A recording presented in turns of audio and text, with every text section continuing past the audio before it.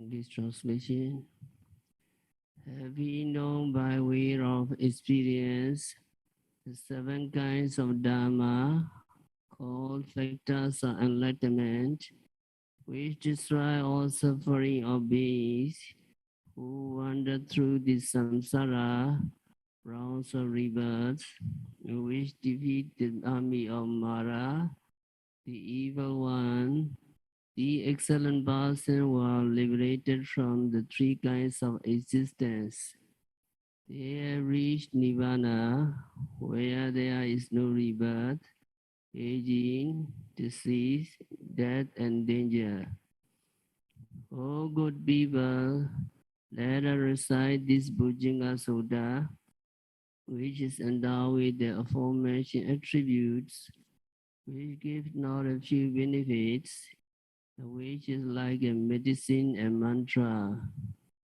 These seven factors of enlightenment, namely mindfulness, investigations of Dharma, effort or energy, cess, tranquility, concentration and equanimity, which are well expounded by the all-seeing sage, promote, when practiced repeatedly, penetrations of the truth, cessation of suffering, and knowledge of the path. By this utterance of truth, may there always be happiness for you. Once when the Lord saw Moggallana and Kassapa being unwell and suffering, he preached the seven factors of enlightenment. They, having rejoiced at the discourse, immediately were free from disease. By this utterance of truth, may there always be happiness to you. Once when the kings of the Dharma was oppressed by disease, yet the Venerable Chonda recited the discourse successfully, having rejected the discourse, was immediately cured of the disease. By this utterance of truth, may there always be happiness to you. The diseases of the three great sages that were eradicated reached a stage of never occurring again, like the mental defilements eradicated by the path. By this utterance of truth, may there always be happiness to you.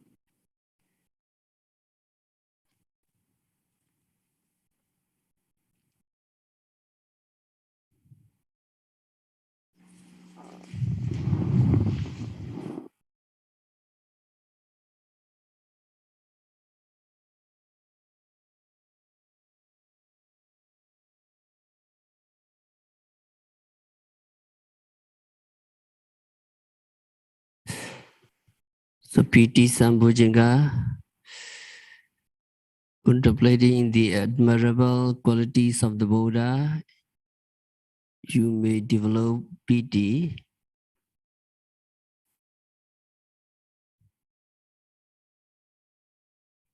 The commentary mentions 11 supportive conditions for pity. Buddha knows to recollect the qualities of the Buddha.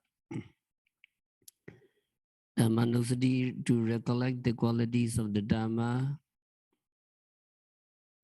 Sangha knows to recollect the qualities of the Sangha. Sila knows to recollect the qualities of one's morality. Jaga knows to recollect the qualities of one's generosity. Devata knows to recollect the qualities to be reborn in devas, celestial beings. And Upasama knows to recollect the subsidence of mental defilements. Upasamanusati, etc. So today we go Dhammanusati, Swakato, Bhagavata, Dhammo, Sanditiko, Akaliko, etc. Six qualities of the Dhamma. Sanditiko Dhamma is what you can really experience. Buddha just said that if you practice Dhamma, you will experience the taste of Dhamma. You yourself will see whether right or wrong, good or bad, beneficial or not. So it is very fair and very profitable, the Dhamma. This Dhamma includes Mega Phala Nibbana, which characterize the noble people such as the fully enlightened Buddha, Arahants, and all enlightened individuals or Ariyas. The Dhamma, Megaphala, and Nibbana comes into existence in anyone who practices. Dhamma is not what to memorize. Dhamma is not to what to keep in our library or in our bookcase. Dhamma is not what to enshrine in the famous pagoda.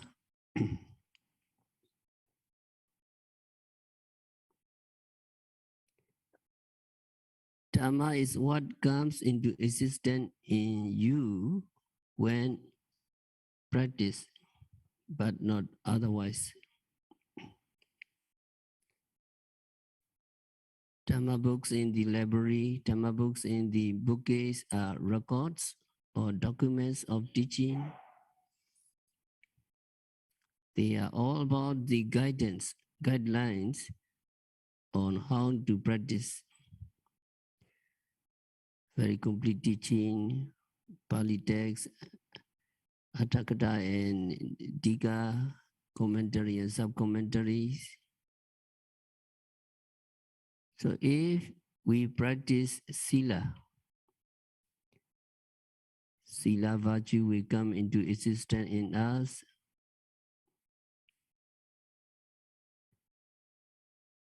If we practice concentration, then concentration will come into existence in us.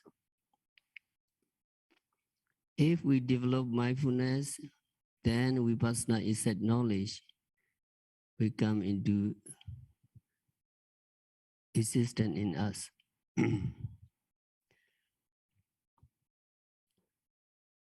When yogi's development of mindfulness culminates in Megaphala enlightenment, the Megaphala will come into existence in yogi. So in this way, yogi come to experience Nibbana, the ultimate peacefulness, which is the destination of yogi's Dhamma journey.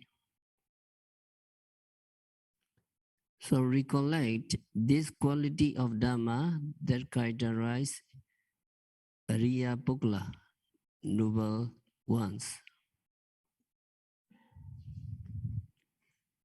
Yogi can attain Dhamma, yogi can attain Megaphala Nibbana if you practice.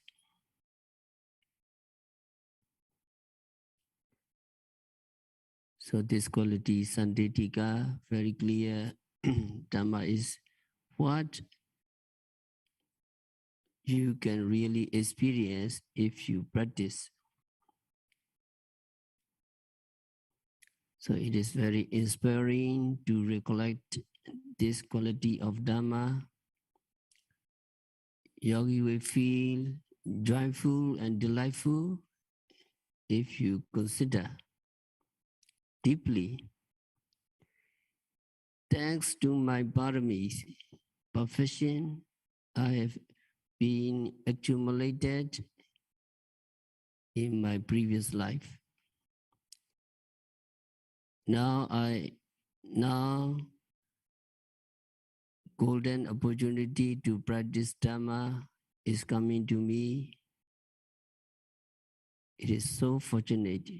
You need to be thankful to your paramis. Actually, the present parami, present how you are diligently practicing. Yogi need to be thankful again and again to yourself.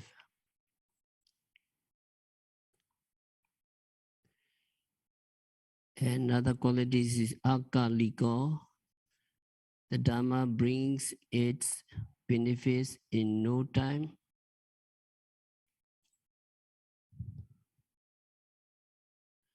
Dhamma can benefit us in no time without delay. The Dhamma Buddha has taught can bring you benefits in no time. If you practice right now, you gain benefits right now. Dhamma can benefit you in no time without delay. Technically, akalika Dhamma bring its benefits in no time means mega enlightenment. The mega enlightenment brings about its fruition in no time. As soon as you attain mega, Sotapaddi mega, fruition follow. As soon as you gain Sakaragami mega, you gain Sakaragami phala, etc. Actually, all the other kinds of Dhamma also bring about their result in no time.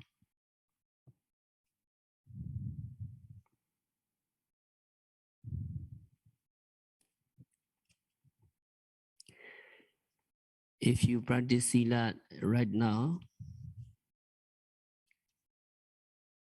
you can gain benefits from Sila right now.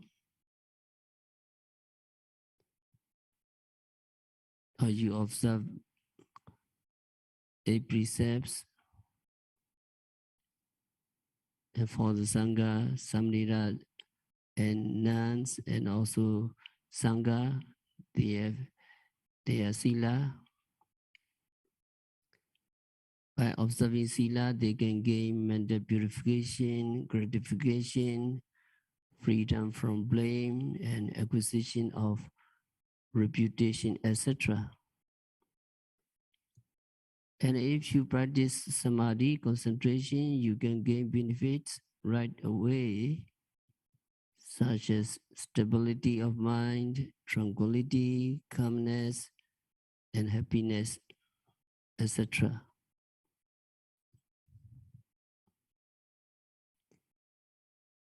The more concentration you develop, the calmer and happier yogi would become.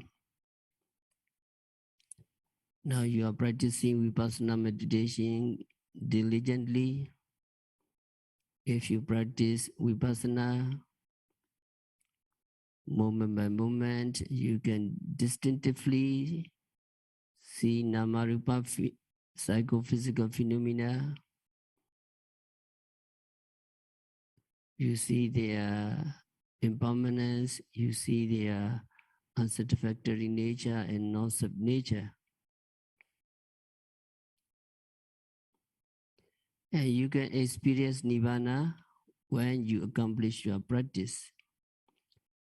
So Buddha guaranteed that this is the only way. If you practice this way, you will reach nirvana. So you start getting these benefits progressively as soon as you practice.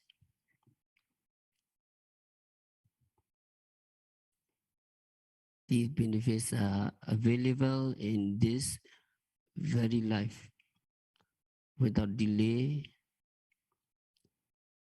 So in this sense, the Dhamma is honored as akalika. It brings benefits in no time. If you practice right now, you acquire the benefits right now, and it is really inspiring. By contemplating the true facts of Dhamma, you can feel inspired, arousing pity, joy.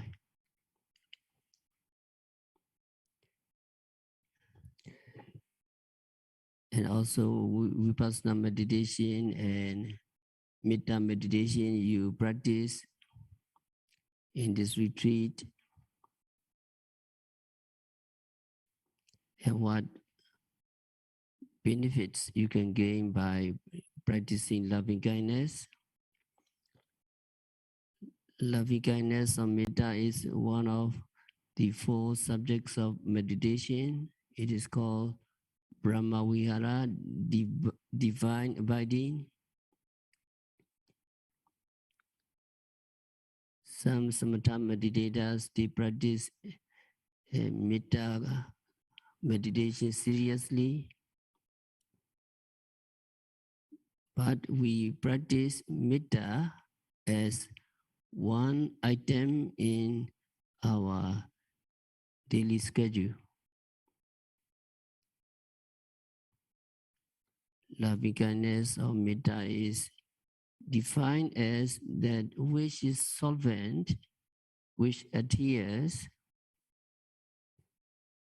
It can be likened to oil, which people put in the engines. Nobody will drive his or her car if there is no engine oil in it, because they fear that the car may be damaged. But seldom people do remember to put the oil of loving kindness in their relationship with other people. No wonder there is so much friction, so much aggression in our human relationship, in the family, in the community, etc. If only people could put just a small amount of loving kindness in their relationships, a lot of unnecessary anger, hatred, grudge, resentment, and other undesirable results could have been avoided.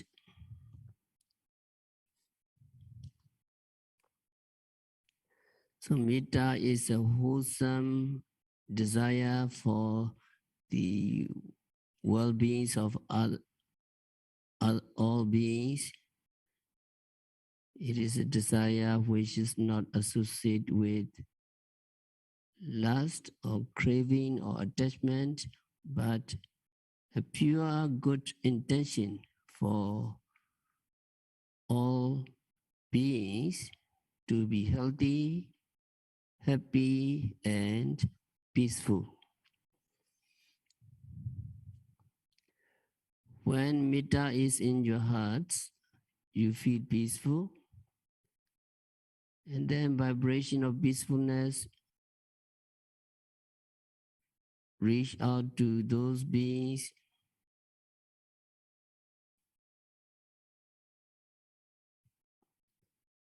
so if you send out your metta radiation to all beings will be pervaded by your metta. And this radiation will create a friendly and peaceful atmosphere among all beings so that harmony prevails in all our relationship. When we practice loving kindness, we begin with ourselves. Awirahomi, Abhyabichahomi, etc. We begin with wishing health, happiness, and peacefulness for ourselves.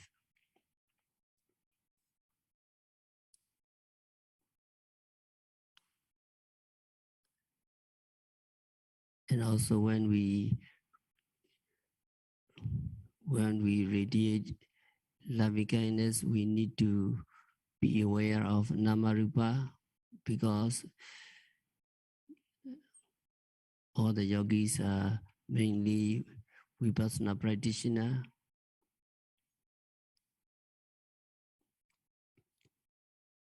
Vipassana meditation means observing every Namarupa, every psychophysical phenomena occurring at the six senses. As soon as you hear, after seeing, you have to know seeing. After hearing, you have to know hearing.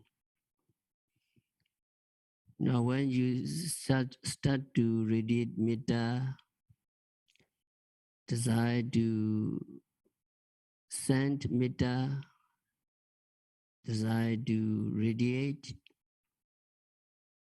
you need to be aware. And then physical body, physical body, and then you radiate Awira Hondu. You have to be aware of the radiating mind, your physical body, and the sound wave. As soon as you radiate, the radiating mind, physical body, and sound wave disappear. Abhya Bija Hondu, desire to radiate a physical body, you need to be aware. And then radiating mind, physical body, sound wave disappear. Aniga Hondu, Sukhi Adana Bariharandu. So in every activities, in every radiations of loving kindness, you need to be aware of desire to radiate your physical body and radiating mind, your physical body and sound wave, they disappear. Everything disappear, you need to be aware during your radiating metta. So that is, you are practicing samatha and vipassana, metta and vipassana together. This is very powerful.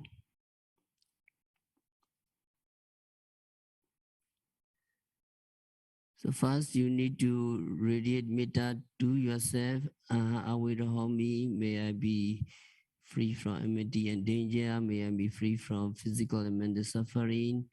May I take care of myself happily.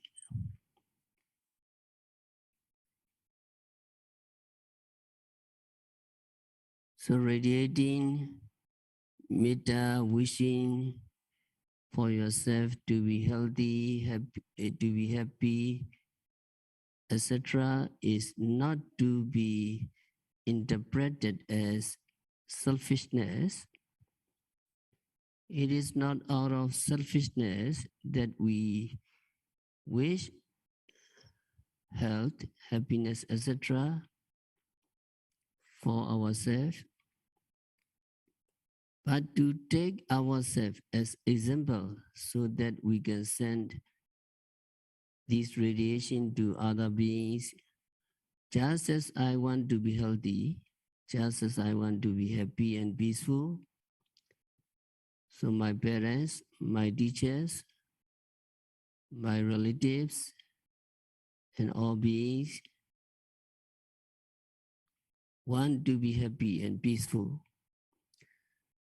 So may my parents, teachers, relatives, friends, all beings be well, happy, and peaceful. Also, if we are not happy, if we are not peaceful ourselves, we will not be able to send radiations of loving kindness. We will not send thoughts of happiness and peacefulness to other beings. So to be able to send this radiation to other beings, first we generate these radiation in our hearts before we send them out to our parents, teachers, relatives, friends, and all beings. So what are the benefits of metta? So practice of metta can give us 11 benefits as declared by the Buddha. You sleep in comfort, you wake in comfort, you have no evil dreams because you have a lot of metta. You are dear to human beings, you are dear to non-human beings. You are protected by deities, deities like you. They also receive your metta radiation. Fire, poison, and weapons cannot hurt you. Your mind is easily concentrated. And the expressions of metta practitioner face is serene. Metta practitioner dies unconfused. And if you do not penetrate any higher, you will be reborn in the Brahma world, Brahma realms.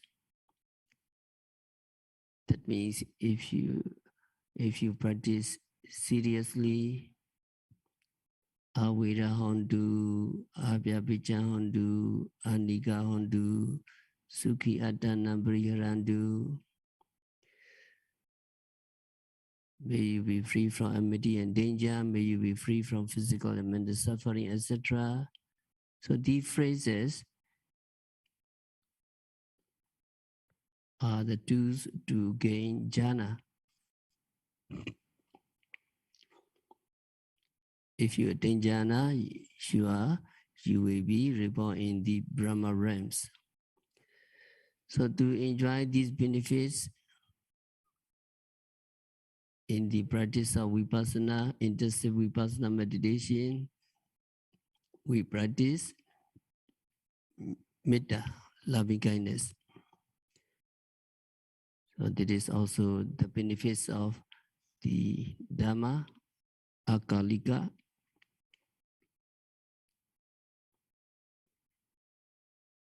And also another thing is Maranasati. It is important when the practitioner understands the nature of death, nature of the Namarupa,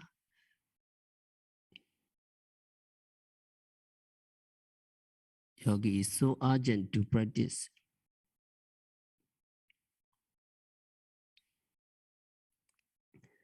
So meditation on death is not vipassana meditation. It is one of the 40 subjects of samatha meditation, but it is beneficial to practice in the intensive retreat.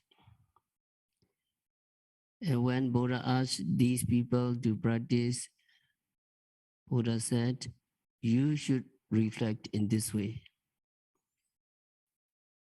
Certain is my life, certain is my death,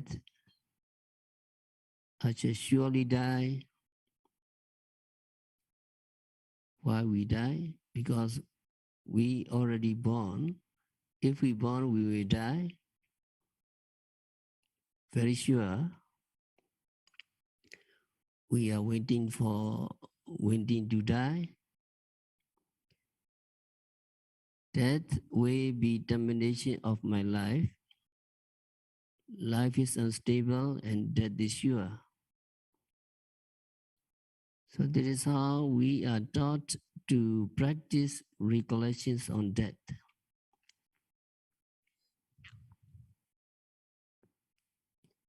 And the commentary says that when people practice meditation on death, they can get benefits.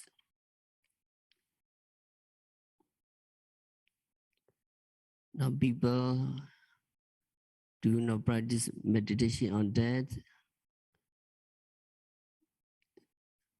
So these people will tremble and fear when their last hour comes and they will die screaming screams of terror.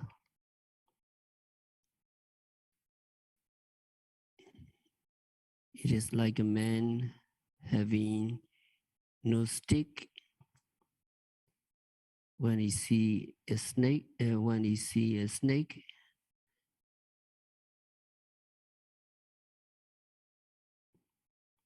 The man is stricken with fear. But when you practice meditation on death, you have no fear when your last hour comes, but you will be like a steadfast man who's seeing a snake even from a distance. You take it up with a stick and toss the snake away. So Buddha said, practice meditation on death.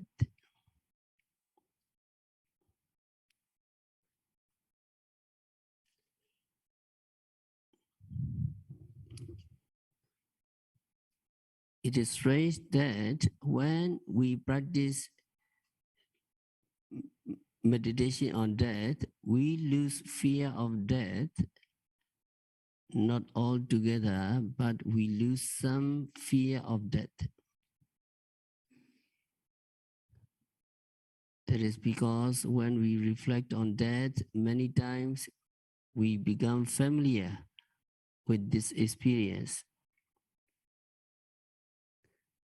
So when it really comes, we'll be able to face death without much fear. So Buddha's method is to meet death face to face rather than to run away from death. Buddha's advice may be quite the opposite of what people are doing nowadays. Nowadays, people don't want to hear about death. We don't want to think about death. Although we don't want to think about death, death is certain that will come us, that will come to us one day, and we cannot escape death. So it is better to be prepared than to be frightened when the last moment of our lives comes. So during the intensive retreat, what your practice is to meet death face to face. That means rising, falling, you note it, rising, you focus the rising abdomen, belly, from the beginning to the end, and it's totally gone, rising, totally gone, and falling, you observe, falling from the beginning to the end, falling also totally gone, noting mind also gone.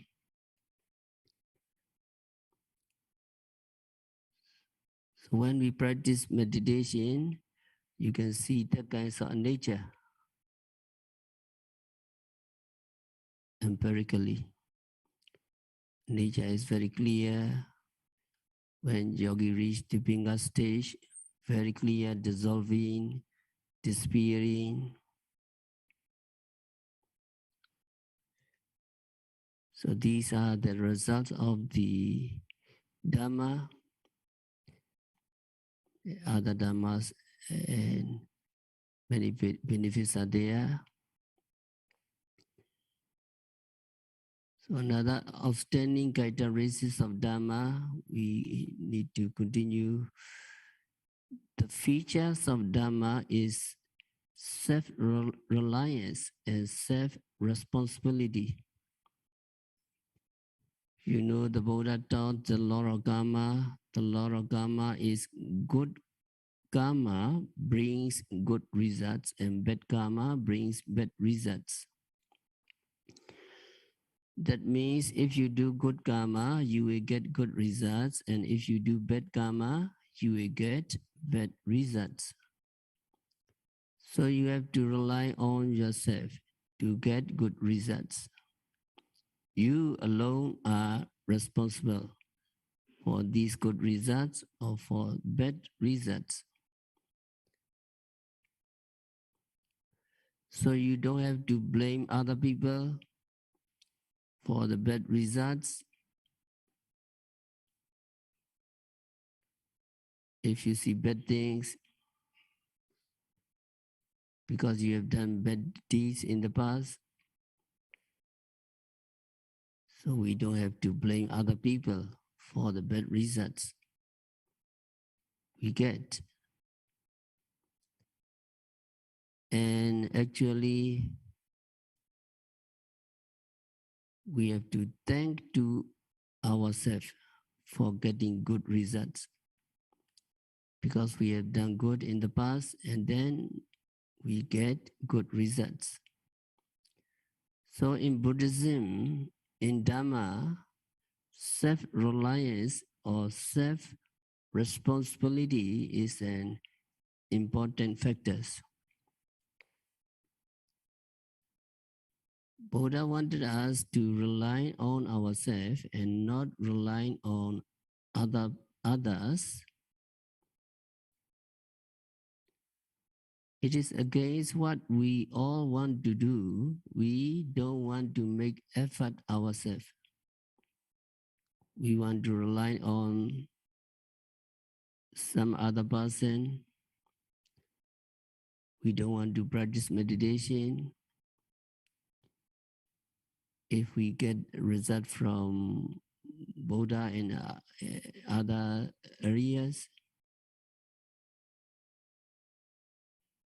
Buddha's teaching are against that.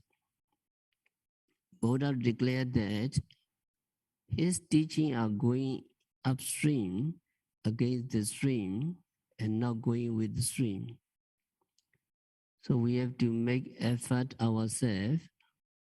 We have to rely on ourselves for our own salvation in the Buddhist sense.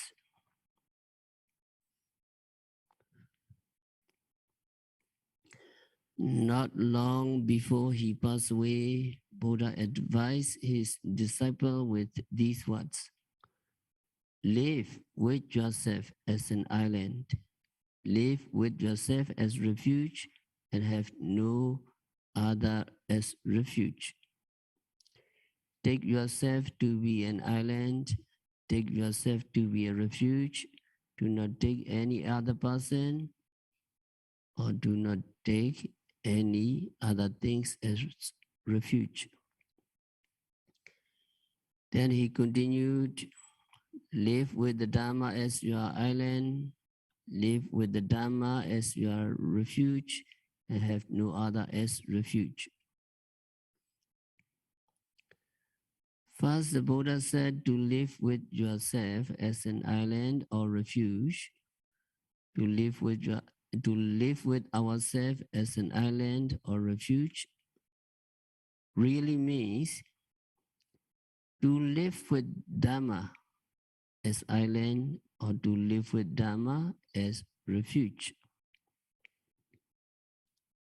What that means? That means to practice Dhamma. When we practice Dhamma, we are living with ourselves as refuge. We are relying on ourselves and not on any others. So Buddha asked his disciple to rely on themselves and to have no other as refuge. It might seem to be in conflict with us Buddhists taking refuge in the Buddha, refuge in the Dhamma, refuge in the Sangha, Buddha Saranagacchami, Dhamma Saranagacchami, etc. And we say that only those who take refuge in the Buddha, Dhamma, and Sangha are Buddhists. Taking refuge in the Triple Gem and taking oneself as refuge are two different. Taking refuge in the Triple Gem, Buddha, Dhamma, Sangha really means recognizing the Buddha, Dhamma, and Sangha, regarding the Buddha, Dhamma, Sangha as our Dhamma guides or our Dhamma teachers. It is not to rely on Buddha, Dhamma, Sangha totally and do nothing. It is not. So here, live with yourself as refuge means to rely on yourself, or you make effort yourself so that you get the results of the practice. Nobody can give the results of the practice to us. We must do it ourselves. We must make the effort ourselves so that we get the results. So these two statements, to take refuge in the Buddha, Dhamma, Sangha Triple Gem and to take refuge in oneself, are two different things. And Buddha said in the Dhammavada, oneself is one's savior, for whom others should be the savior. That means we alone can save ourselves and nobody else can save us. It is very important. Our desire is to be saved by the Buddha, but what the Buddha was saying is that you alone are your savior. That means I am not your savior. I cannot save you. You must save yourself. So why did Buddha say this? You must save yourself and there is no other that can save you. Because saving oneself means getting rid of mental defilements.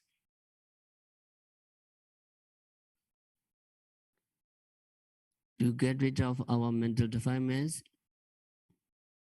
we must practice. Nobody can get into our mind and take those mental defilements away. If that could be done, it would be very good for us. We don't need to practice. We just go to a teacher and let teacher take mental defilements out of our minds. It is impossible. So Buddha said in effect, I cannot save you, you must save yourself. That is because we can save ourselves. Only we can do something to rid our minds of mental defilements, so no other person can do it for us.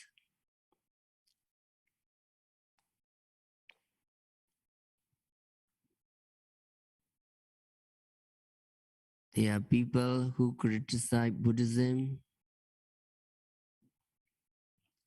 They say, why cannot Lord Buddha save you if he is compassionate?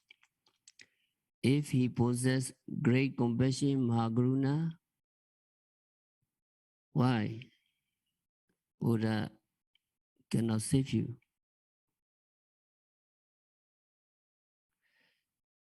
That means Buddha had compassion for all beings without exception.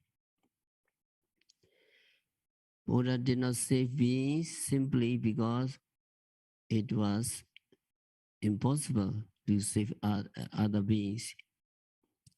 If it were possible for Buddha to save beings, then Buddha would have saved all beings.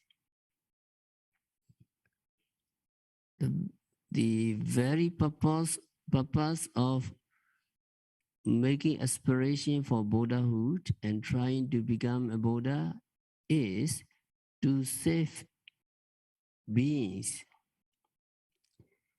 But here we must understand saving in a Buddhist sense, and that is helping beings to save themselves. Buddha said, with oneself well controlled, one obtains a savior difficult to find.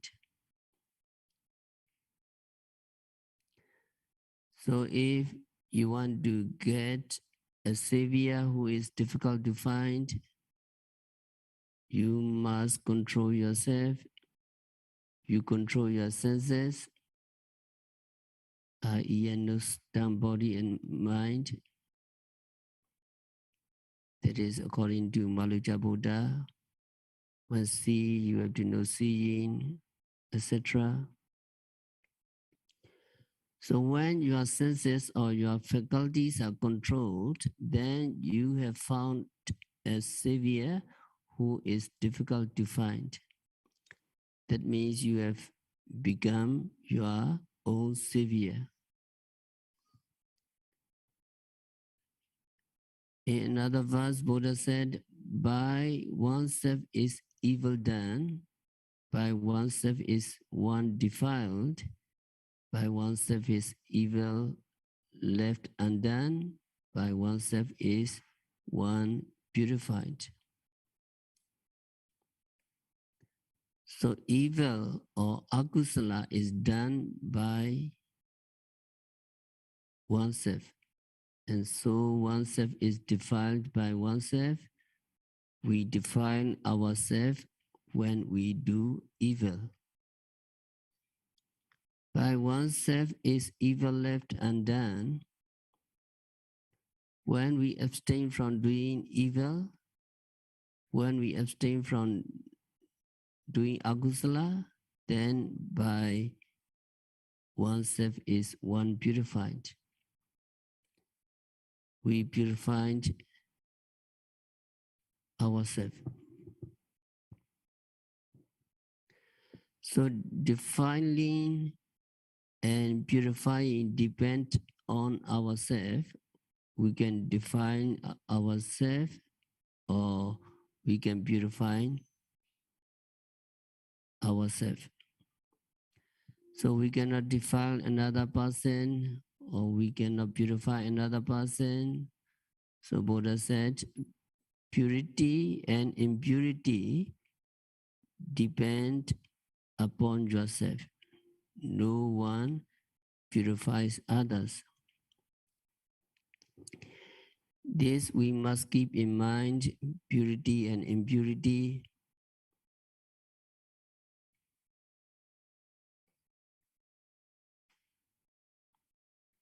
Purity and impurity depend upon ourselves. No one purifies another. Purity and impurity depend on ourselves. So we can make ourselves pure or impure. No one purifies another, so no one can purify another person. That means no one can purify another person's mind of mental defilements.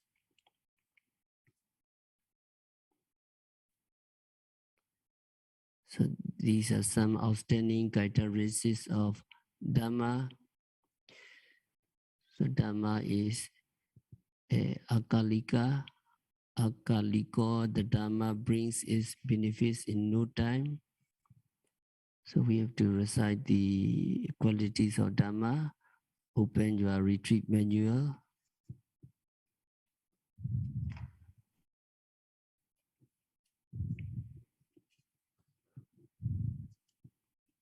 Page 11.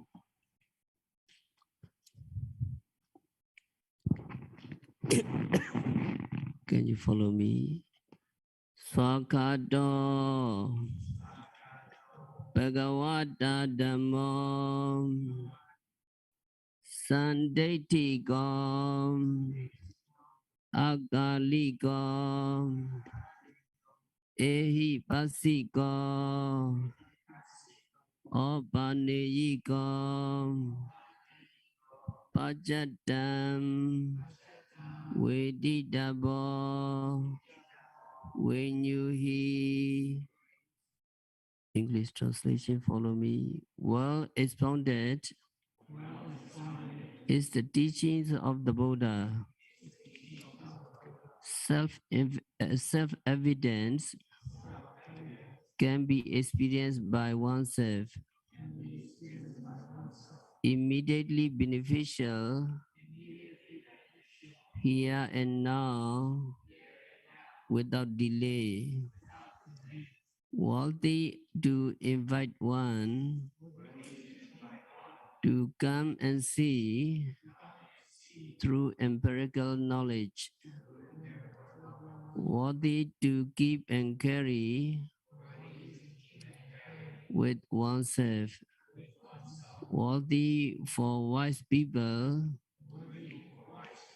to experience individually.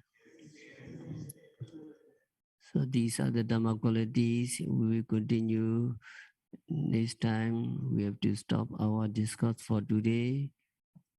May you develop 7 Bojjhangha, Sati Sambojjhangha, Dhamma Vijaya, Viriya, Piti, Pasati, Samadhi, and Upika Sambojjhangha. May you practice Dhamma very well by practicing Satipatthana Vipassana meditation by noting, rising, falling, sitting, touching, seeing, hearing, walking, stretching, etc. continuously and meticulously. May all yogis be liberated from all suffering. May all yogis realize the real peace in the very near future.